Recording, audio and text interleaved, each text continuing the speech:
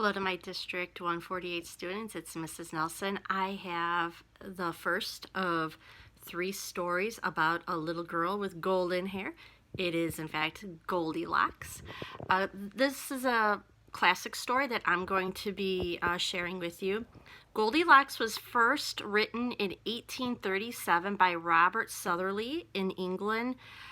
He's the first one to have credit for writing down the story. However, some people believe that he may have heard this story as a child. So the story could be older than 1837, but still, this is based on the classic Goldilocks and the Three Bears. This is retold by Jim Aylesworth, and it's illustrated by Barbara McClintock. In the 1837 version, Goldilocks was not a little girl. Goldilocks was actually an old woman.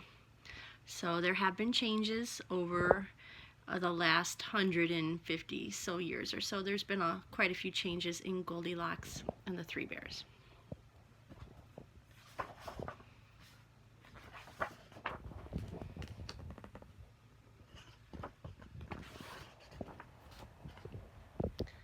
Once upon a time, there lived a little girl named Goldilocks, who was very, very good, except that sometimes she forgot to do the things her mother told her to do.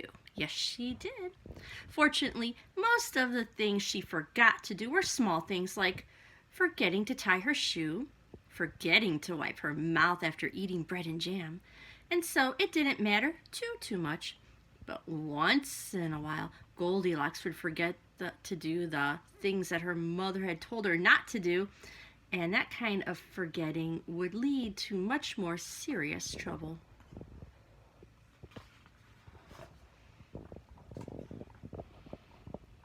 Very like the trouble that happened on the day of the story. It all began one sunny morning when Goldilocks asked if she could go out into the meadow and pick flowers. "You may go," her mother said, "but make sure you do not go into the woods. I've heard that a family of bears lives there." "Yes, ma'am," said Goldilocks, and she picked up her flower basket and she left out the door. But very soon she saw a butterfly and she began to chase it. And as luck would have it, the butterfly led her to the very edge of the woods. And then, just then, Goldilocks saw a pretty yellow bird. And wanting to see more pretty birds, she forgot not to do what her mother told her not to do.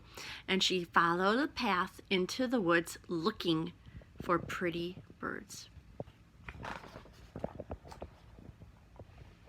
Very soon Goldilocks came to a curious little house there in the woods. Oh, she thought, what a pretty house. Straight away she peeked into the kitchen window. In the meantime, a family of bears who lived there had just left out the front door for a walk while their bowls of breakfast porridge cooled off on their kitchen table.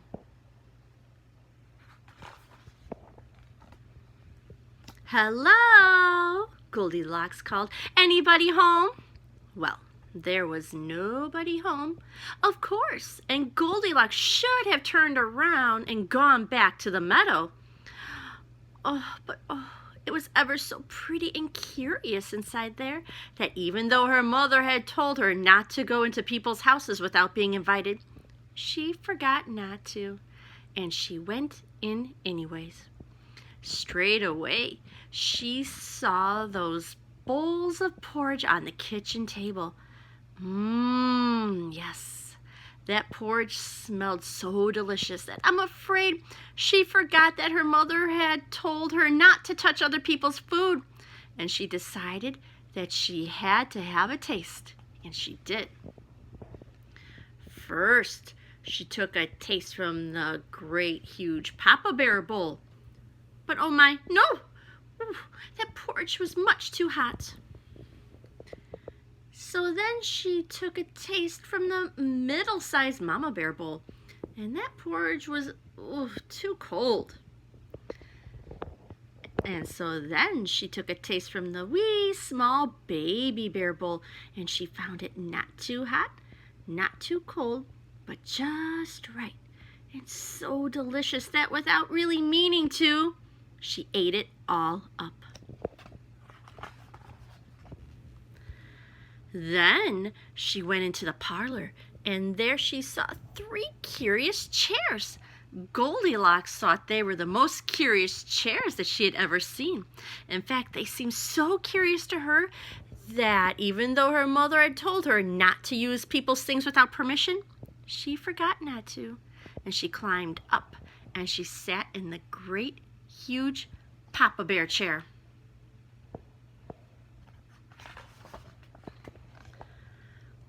But after only a moment or two, she found this great, huge chair to be much too hard for her.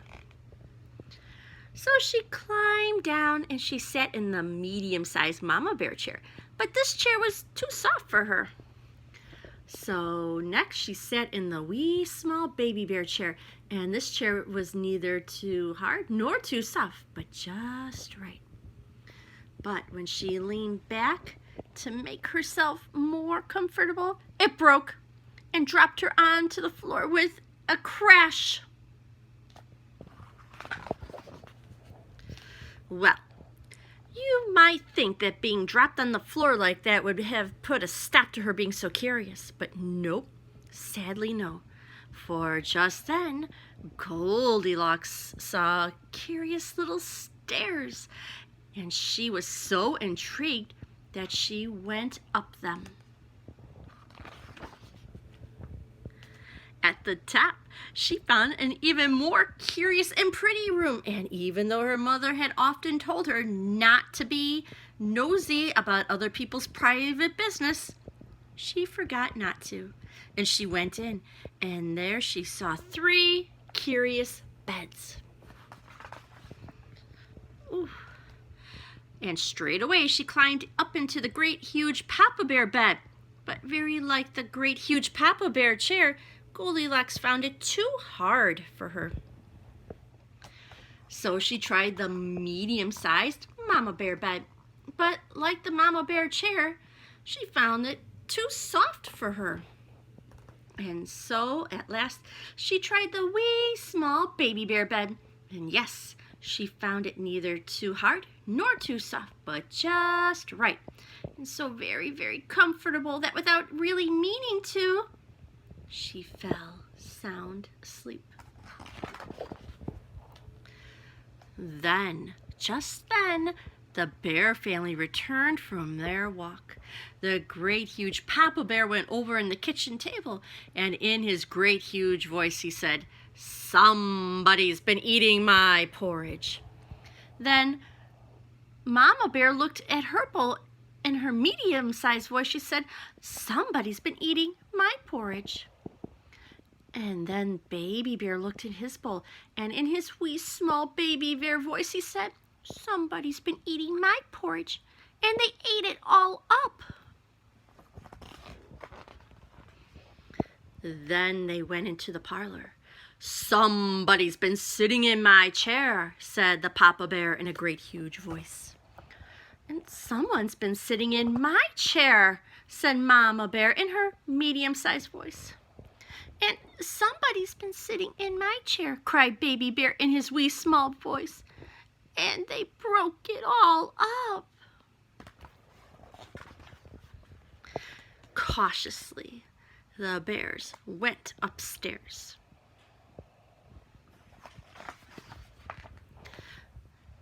The Papa Bear looked at his bed in his great huge voice. He said, "Somebody's been sleeping in my bed." "And somebody's been sleeping in my bed," said Mama Bear in her medium-sized voice. "And somebody's been sleeping in my bed," cried Baby Bear. "And here she is."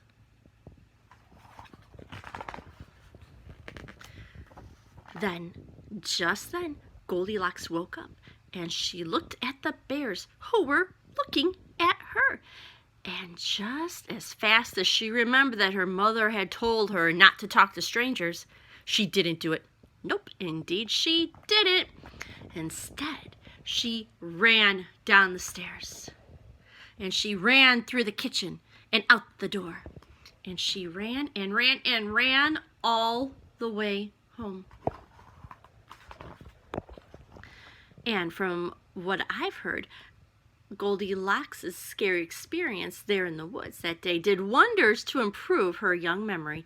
And while it's true she still sometimes forgets to do small things like tying her shoe or wiping her mouth after eating bread and jam, Goldilocks never ever forgot not to do what her mother told her not to do ever, ever, ever again.